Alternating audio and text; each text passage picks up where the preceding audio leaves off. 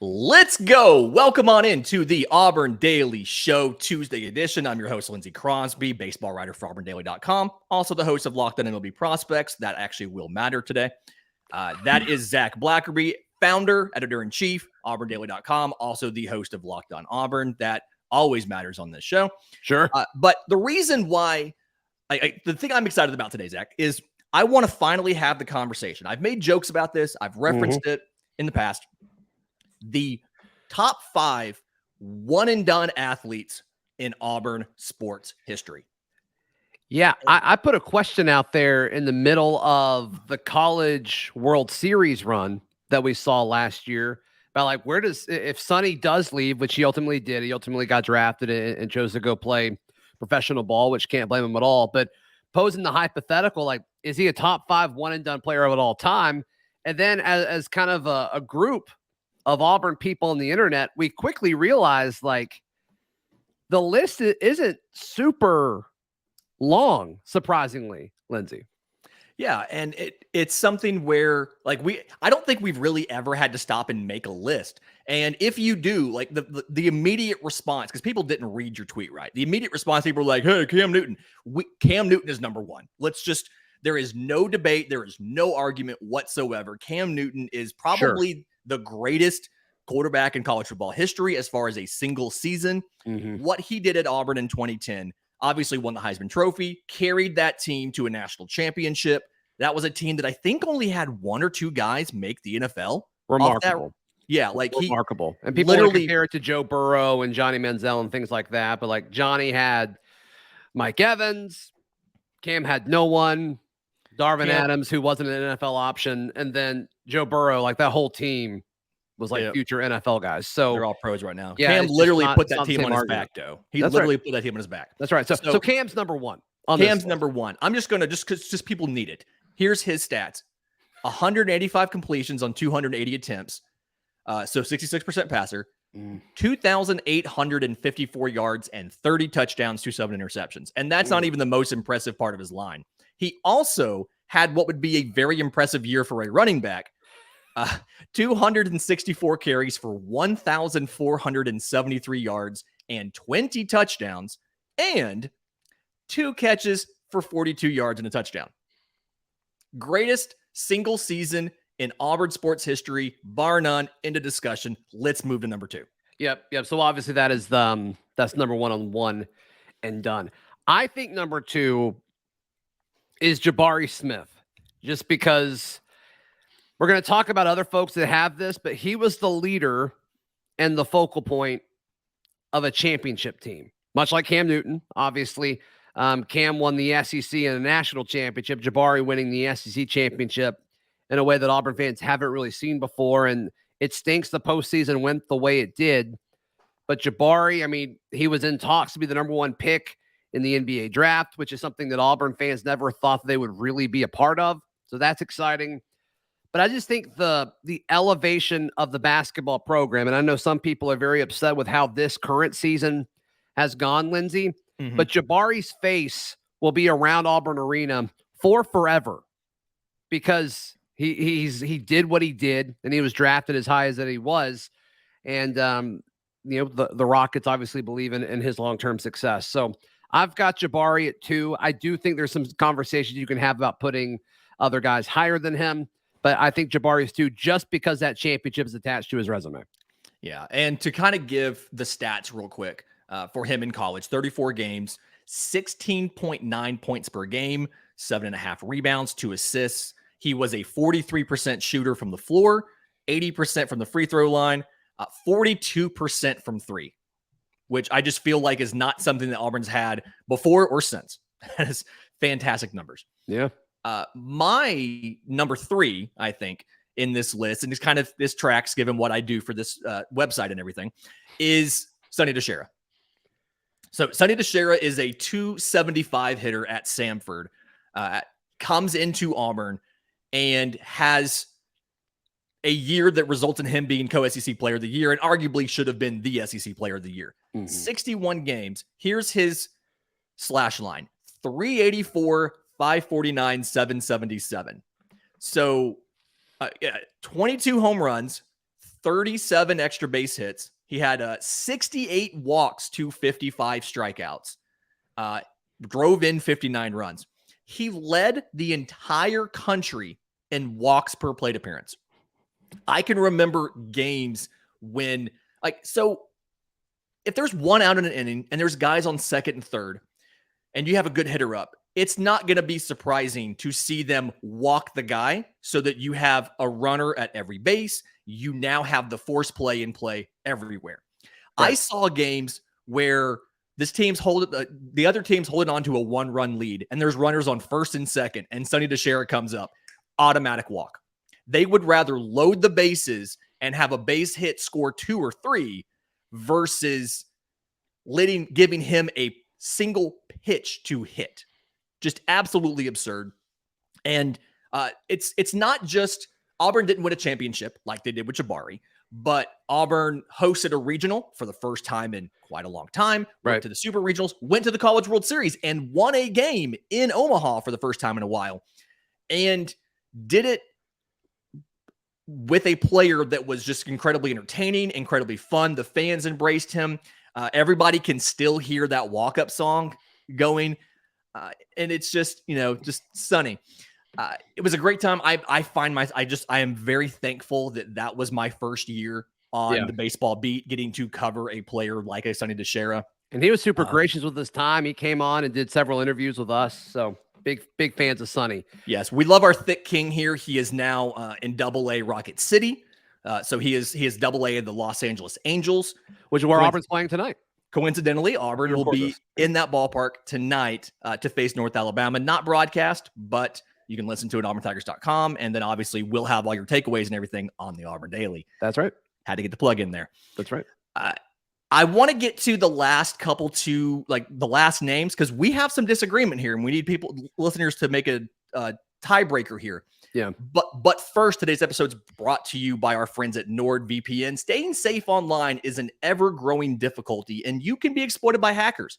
NordVPN allows you to change your IP address, which makes you harder to track and securing your privacy.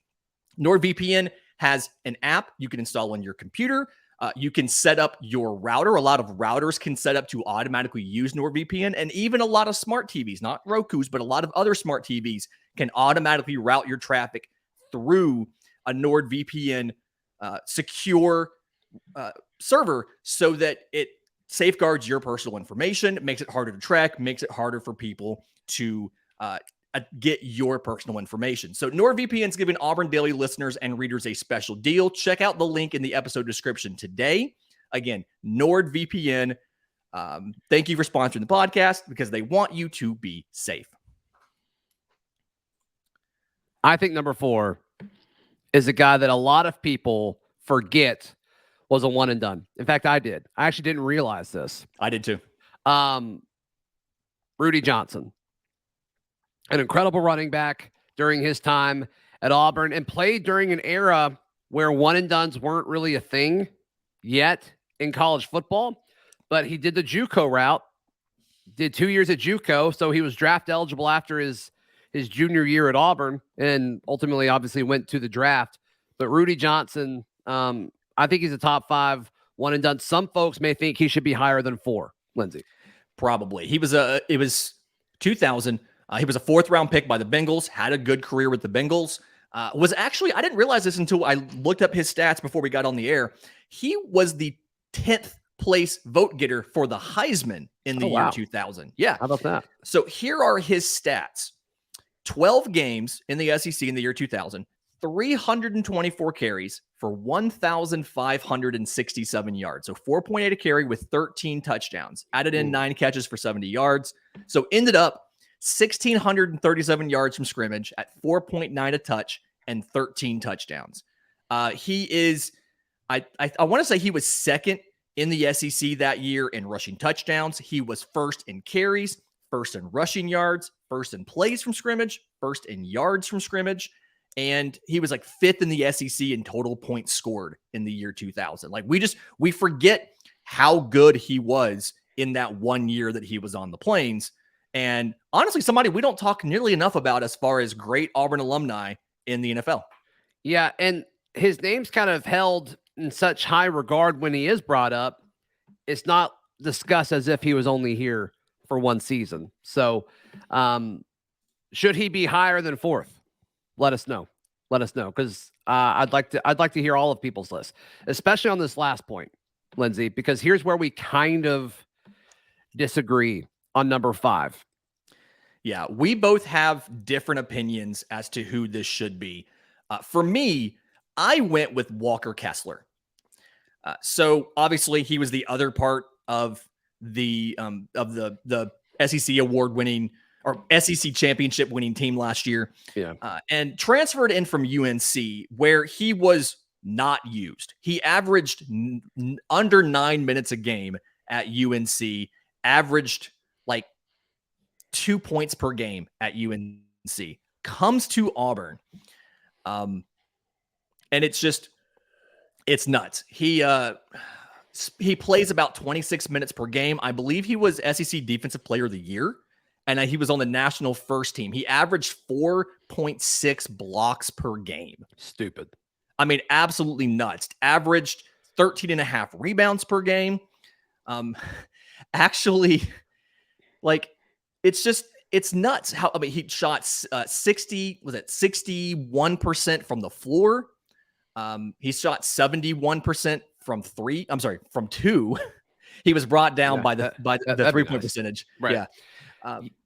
But just, I mean, averaged only about 11.5 points per game, but defensively was such a massive impact on the roster and on the defense and what Auburn was ultimately able to do down low and was able to do on their run all the way into the postseason.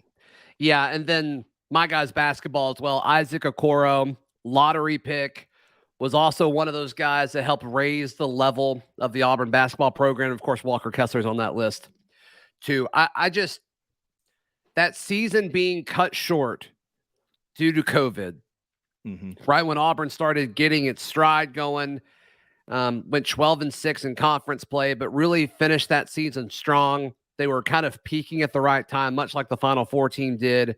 There's a lot to be excited about going into that. And I think a lot of us are asking, what could have been? How would that season have gone? Because everything was falling in line in favor of Isaac Okoro and the Auburn Tigers. And sadly, we never really got to see all of that come together. So I've got Isaac at 5. Walker at 5 is a great option too. We'd love to hear your thoughts on all of that. But Lindsay, just kind of zooming out, big picture, looking at this whole conversation, you got to think now, one and dones and successful one and dones at Auburn and other SEC schools and all schools throughout college football. You got to think in 10 years, this list will grow just because of the nature of what the transfer portal is doing to the sport. So you got to think more grad transfers are going to come in. There's a lot of speculation about that with a potential quarterback coming later this offseason in May if Hugh Freeze is able to kind of see that coming. But I wonder how many one and dones we will see moving forward. Maybe redshirt sophomores transfer over and then they have one good season at Auburn, then they go pro. I can't wait to see exactly what that does as far as individual players' timelines and how much time they spend at certain schools moving forward.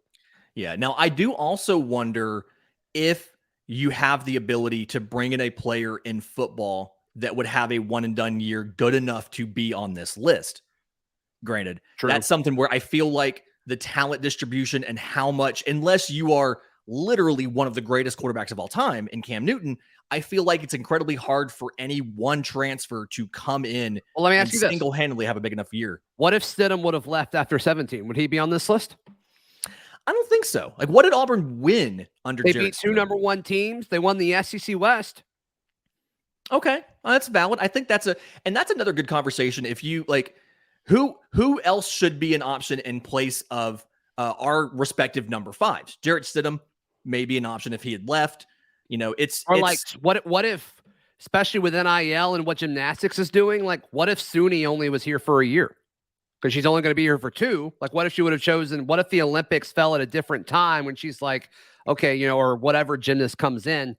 Because I think there are some Olympians that are committed to Auburn, is my understanding. So, like, what I wouldn't be shocked to see a gymnast on this list within the next 5 years. SUNY, I want to say SUNY's had more perfect 10s in her season and a half now on the Plains than like Auburn had in program history before she got here. I mean, she's doing it like every meet. It seems like she's getting a 10 on something. So yeah, and so that's a very good conversation as well. Like, what sports could you see somebody come in and be dominant enough to make that list? Gymnastics, I think, is a good one. I think baseball, if you had some sort of amazing starting pitcher come in who, was healthy, played all weekend, had like no hitter or complete games, things like that. Kind of like another Casey Mize. If you had somebody come in and can give you a 1 year like that, I feel like the impact of somebody like that, a starting pitcher, would be bigger than a random defender. Although Sonny DiChiara obviously did that thanks to his prowess at the plate. Was a good defender too, by the way.